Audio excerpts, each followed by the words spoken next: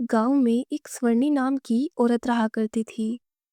उसके दोनों बेटे शहर में जाके काम करा करते थे। बड़ी बहू का नाम प्रतिभा और छोटी बहू का नाम सुनैना था। स्वर्णी और प्रतिभा हमेशा सुनैना को तंग किया करती थी, क्योंकि उसके छोटे बेटे ने सुनैना से शादी अपनी पसंद से की थी और सुनैना एक साधारण परिवार से थी। एक बार बड़ी बहू के हाथ से उसकी सास का चश्मा टूट गया। हे भगवान, ये मैंने क्या कर दिया? ये तो माँ जी कल ही बना के लाई थी। अगर माँ जी को ये पता चलेगा तो वो बहुत गुस्सा होगी। अरे अब मैं क्या करूं? प्रतिभा बाहर काम कर रही सुनैना के पास गई और कहा, सुनैना सुनो, माँ जी के कमरे से जूठे बर्तन बाहर ले आओ। ठीक है दीदी, अभी लाई। सुनैना जैसे ही माँ जी के कमरे में गई तो उसने देखा कि चश्मा टूटा हुआ है। उसने चश्मा उठाया ही था कि इतने में प्रतिभा माँ जी को लेके वहां पहुंच गई। हे भगवान, माँ जी का चश्मा तोड़ दिया तुमने, ये क्या किया सुनैना तूने? माँ जी कल ही तो इसे बनवा के लाई थी।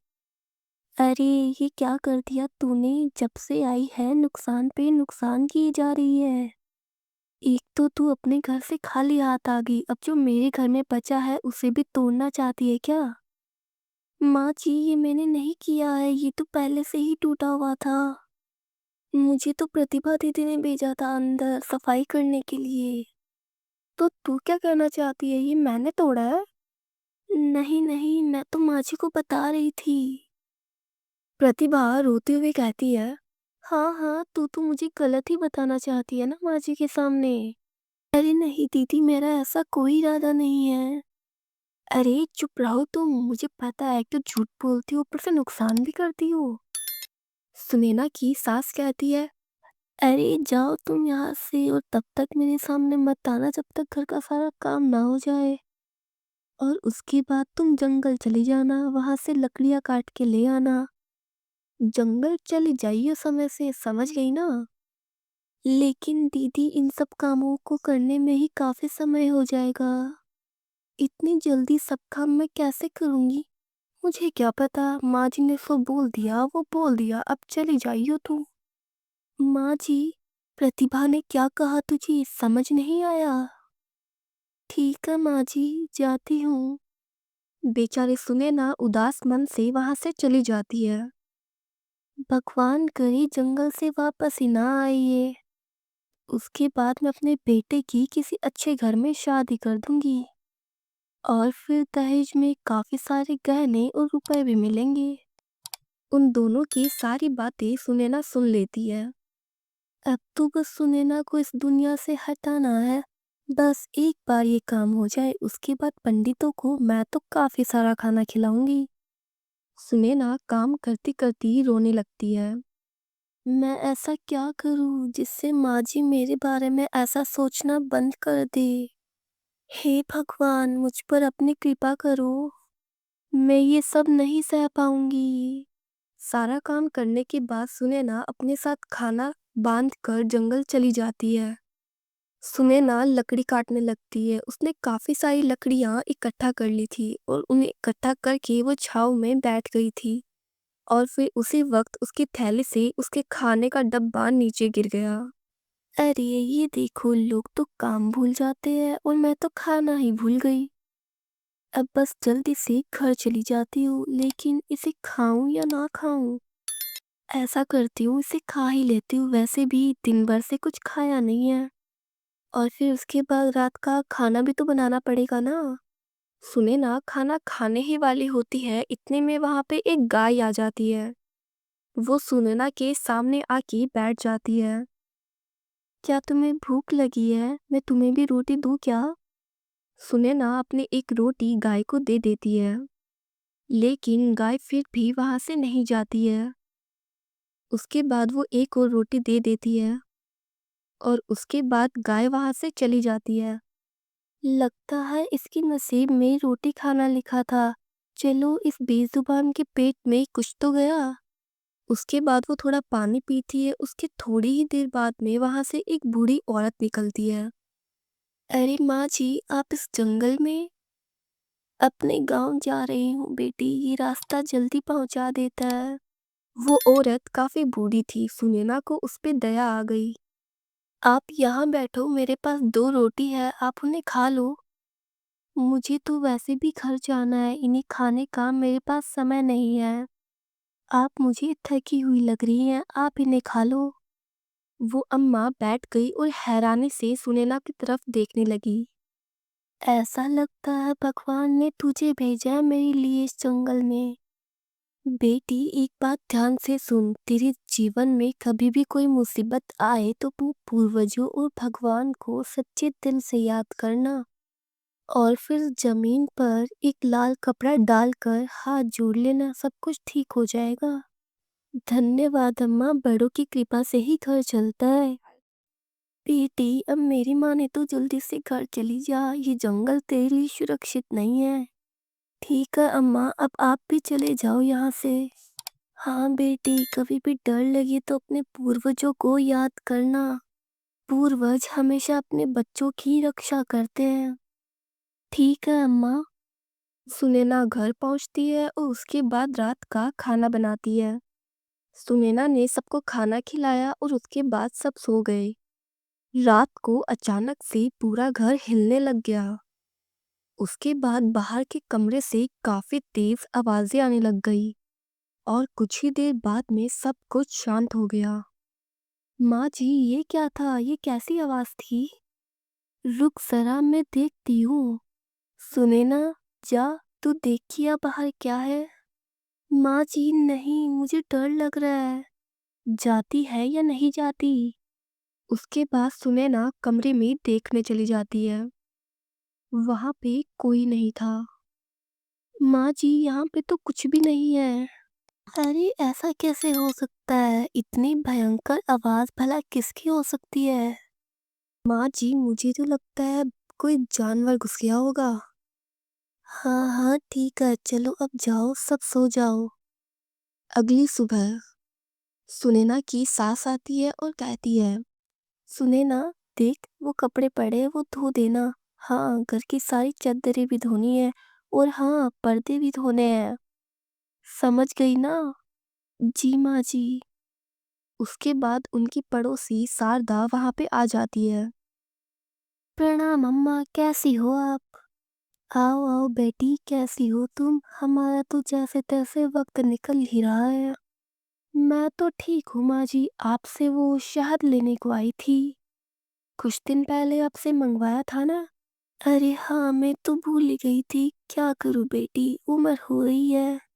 माँ जी जैसे ही अंदर गई, शारदा सुनैना के पास जाके कहती है, सुनैना तू दुखी नहीं होती उस बुढ़िया के ऐसे बर्ताव से? उसने तेरा जीना मुश्किल किया हुआ है। मैं तो कहती हूँ तो अपने मायके वालों को बता देना। नहीं बहन, मेरे माता पिता गरीब हैं, मैं उन्हें और पीड़ा नहीं दे सकती।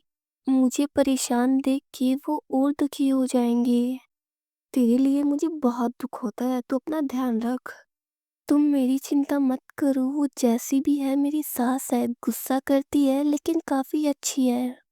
तू बहुत भोली है, मैं तो बस तेरे लिए प्रार्थना ही कर सकती हूँ। अरे आप मेरी चिंता मत करो, ये सब मेरा परिवार है और परिवार में तो ये सब चलता रहता है ना।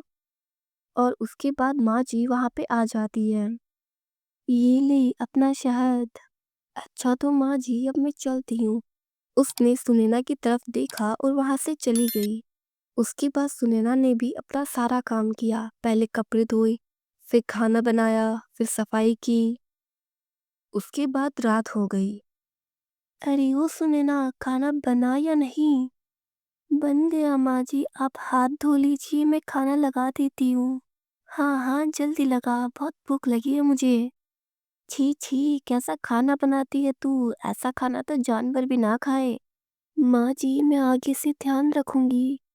सास और प्रतिभा ने सारा खाना खा लिया और बाकी बचा खाना उन लोगों ने छुपा दिया। अरे सुनैना, और रोटी तो ला। माँ जी, रोटियां तो खत्म हो गई है। हे भगवान, इस घर में तो पेट भर कर खाना भी नहीं मिलता। मेरा तो जीना ही मुश्किल हो गया है यहाँ पे। उन दोनों ने खाना खाया और किसी ने भी सुनैना को खाने के लिए नहीं पूछा। अचानक से आधी रात को फिर आवाजें आने लगी। सभी लोग बाहर आए। अरे माँ जी, फिर से वही आवाज। अरे ये आवाज तो कल से भी ज्यादा है। माँ जी, सुनैना को वहां भेज देते हैं और आप कमरा बंद कर देना। हाँ हाँ, ये सही है। अगर वहां पे कोई जानवर होगा तो वो इसे खा जाएगा। अरे सुनैना, जाके देखना वहां पे कौन है। नहीं नहीं माँ जी, मुझे डर लग रहा है। जाती है या नहीं जाती? सुनैना जैसे ही कमरे में गई, प्रतिभा ने दरवाजा बंद कर दिया। माँ जी, दरवाजा खोलिए, आप ये सब मेरे साथ क्यों कर रही हैं? माँ जी, मुझे डर लग रहा है, दरवाजा खोलिए। ये सब मेरे बेटे की जिंदगी में आने से पहले सोचना था, अब भुगत। दोनों बाहर खड़े खड़े हंसने लगी। माँ जी, यहाँ पे सांप है। सांप सांप। सुनैना रोती हुई एक कोने में छुप गई। उसे अचानक से जंगल वाली अम्मा की बातें याद आई। बेटी, एक बात ध्यान से सुन। तेरे जीवन में कभी भी कोई मुसीबत आए तो तू पूर्वजों और भगवान को सच्चे दिल से याद करना, और फिर जमीन पर एक लाल कपड़ा डालकर हाथ जोड़ लेना, सब कुछ ठीक हो जाएगा। सुनैना ने तुरंत अपने पूर्वजों को याद किया। हे भगवान, मेरी रक्षा करो, कोई तो उपाय दो कि मैं इस मुसीबत से बच पाऊं। अचानक से वहां पे एक लाल कपड़ा आ जाता है और फिर सुनैना को उस बूढ़ी अम्मा की बात याद आ गई। सुनैना डरते डरते उस कपड़े के पास गई और उसे पकड़कर जमीन पे रख दिया और हाथ जोड़कर भगवान को याद करने लग गई। हे ईश्वर, रक्षा करो मेरी। माँ जी चलिए, मुझे लगता है वो मर गई। जानवर अब तक उसे खा भी गया होगा। हम लोग सुबह इस कमरे को खोलेंगे। हाँ ठीक है, भगवान करे इस बार ये मुसीबत टल जाए। अगले दिन प्रतिभा ने कमरा खोला। सुनैना एक जगह लेटी हुई थी। प्रतिभा चिल्लाई, अरे क्या हुआ, कोई भूत देख लिया क्या? माँ जी जैसे ही कमरे में आई तो उन्होंने देखा कि कमरे में चारों तरफ सोना ही सोना था। अरे हमारी तो किस्मत ही खुल गई प्रतिभा। माँ जी, एक साथ दो मुसीबत टल गई, पहली सुनैना और दूसरी गरीबी। आज से माँ जी हम ऐश और आराम की जिंदगी जिएंगे। माँ जी देखिए ना, इतना सारा सोना, इससे तो हमारी कई पीढ़ियां आराम से जीवन बिता पाएगी। प्रतिभा जैसे ही गहना उठाती है वो बेहोश हो जाती है। ये देख के माँ जी चिल्लाने लगती है। चिल्लाने की वजह से सुनैना उठ जाती है और फिर अचानक से जंगल वाली अम्मा वहां पे आ जाती है। ये सारा सोना सुनैना का है। अगर किसी ने भी अपनी बुरी नजर इस सोने पे डाली तो छोड़ूंगी नहीं मैं। अम्मा, माँ जी और प्रतिभा दीदी को छोड़ दो आप। नहीं बेटी, ये सब तुझे जीने नहीं देंगे। नहीं बेटी, ये सब तुझे जीने नहीं देंगे। मेरे होते हुए तुझे कोई तंग नहीं कर सकता। अम्मा, आपके आगे हाथ जोड़ती हूँ, कृपया करके छोड़ दो ना इन्हें। ठीक है। वो दोनों बच जाती है। माँ जी आप ठीक तो हो ना? प्रतिभा दीदी आप ठीक तो हो ना? अम्मा, मेरी बात का मान रखने के लिए धन्यवाद। ये सारा सोना तेरा है सुनैना। अम्मा, ये सब मेरा कैसे हो सकता है? आप ये सब मुझे क्यों दे रही हो? बेटा, ये तेरा ही था हमेशा से। एक जमाने में तेरे पूर्वजों ने ही इसे छुपाया था दुश्मनों से बचाने के लिए। वे चाहते थे कि ये सब उनके किसी वारिस को मिले जो ईमानदार और नेक हो, ताकि सबका भला हो सके। वो चाहते थे कि दुश्मन इसका गलत इस्तेमाल ना कर पाए। इसलिए उन्होंने इस खजाने की पूजा करवाई और ये खजाना एक सर्प में बदल दिया। और तब से ये एक सही वारिस की खोज कर रहा था। तुमने जिस गाय को रोटी खिलाई वो असल में एक सर्प था, वो रूप बदल कर आया था। बेटी तू बहुत भोली है, लेकिन ये याद रखना, ये खजाना सिर्फ तेरा है। ये कोई मामूली खजाना नहीं है, ये मंत्रों द्वारा सिद्ध किया गया है। इस खजाने की रक्षा स्वयं सर्प करते हैं, तो इसके खो जाने की चिंता मत करना। ये हमेशा तुम्हारे पास रहेगा। उसके बाद बूढ़ी अम्मा गायब हो जाती है। माँ जी, ये सारा खजाना आपका है, आप इसे रख लो। बेटा, मैंने हमेशा तेरे साथ बुरा किया। तू चाहती तो ये सारा खजाना रख कर हमें घर से बाहर कर सकती थी, लेकिन ये सारा खजाना तू मुझे दे रही है, क्यों सुनैना?